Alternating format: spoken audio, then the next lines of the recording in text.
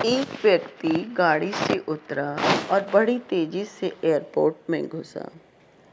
जहाज उड़ने के लिए तैयार था। उसे किसी कार्यक्रम में पहुंचना था जो खास उसी के लिए आयोजित किया गया था। वह अपनी सीट पर बैठा और जहाज उड़ गया। अभी कुछ दूर ही जहाज उड़ा था कि कैप्टन ने घोषणा की, तूफानी बारिश और बिजली की वजह से जहाज का रेडियो सिस्टम ठीक से काम नहीं कर रहा, इसलिए हम पास के एयरपोर्ट पर उतरने के लिए विवश हैं। जहाज उतरा। वह बाहर निकलकर कैप्टन से शिकायत करने लगा कि उसका एक एक मिनट कीमती है और होने वाले कार्यक्रम में उसका पहुंचना जरूरी है। पास खड़े दूसरे यात्री ने उसे पहचान लिया और बोला, डॉक्टर पटनायक, आप जहां पहुंचना चाहते हैं, टैक्सी द्वारा यहां से केवल 3 घंटे में पहुंच सकते हैं। उसने धन्यवाद किया और टैक्सी लेकर निकल पड़ा। लेकिन ये क्या? आंधी, तूफान, बिजली, बारिश ने गाड़ी का चलना मुश्किल कर दिया। फिर भी ड्राइवर चलता रहा। अचानक ड्राइवर को आभास हुआ कि वह रास्ता भटक चुका है। नाउम्मीदी के उतार चढ़ाव के बीच उसे एक छोटा सा घर दिखाई दिया। वह गाड़ी से नीचे उतरे और दरवाज़ा खटखटाया तो अंदर से आवाज़ आई, जो कोई भी है, आ जाओ, दरवाज़ा खुला है। अंदर एक बुढ़िया आसन बिछाए भगवत गीता पढ़ रही थी। उसने कहा, माँ जी, अगर आज्ञा हो तो आपका फ़ोन यूज़ कर लूँ? बुढ़िया मुस्कुराई और बोली, बेटा, कौन सा फ़ोन? यहाँ न बिजली है न फ़ोन।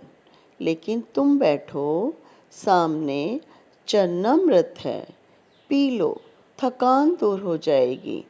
और खाने के लिए भी कुछ न कुछ फल अवश्य मिल जाएंगे, खा लो, ताकि आगे यात्रा के लिए कुछ शक्ति आ जाए। डॉक्टर ने धन्यवाद किया और चरणामृत पीने लगा।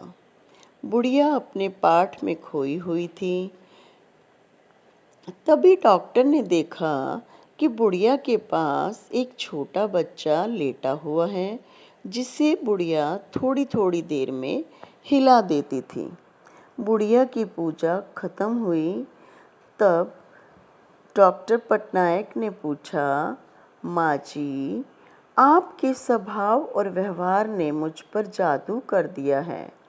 आप मेरे लिए भी प्रार्थना कर दें, यह मौसम साफ हो जाए।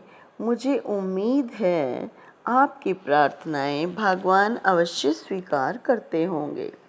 बुढ़िया बोली, नहीं बेटा, ऐसी कोई बात नहीं।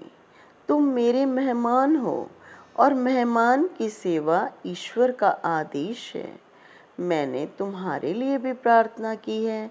परमात्मा की कृपा है, उसने मेरी हर प्रार्थना सुनी है।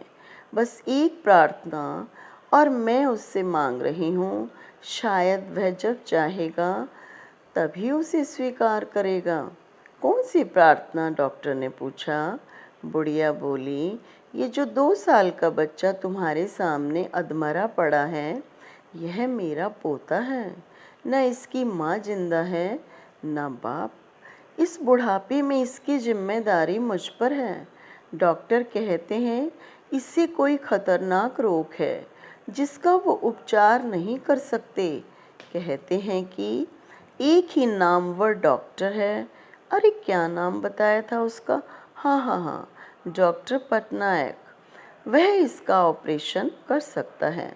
लेकिन मैं बुढ़िया कहाँ उस डॉक्टर तक पहुँच सकती हूँ? कहाँ इसे लेकर जाऊँ? पता नहीं वह देखने को तैयार भी होगा या नहीं। बस सब बंसी वाले से यही मांग रही हूँ कि वह मेरी मुश्किल आसान कर दे। डॉक्टर की आँखों से आंसुओं की धारा बह रही थी।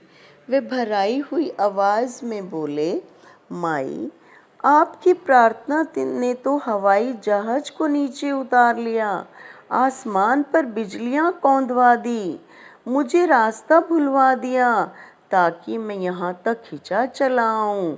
मैं ही डॉक्टर पटनायक हूँ।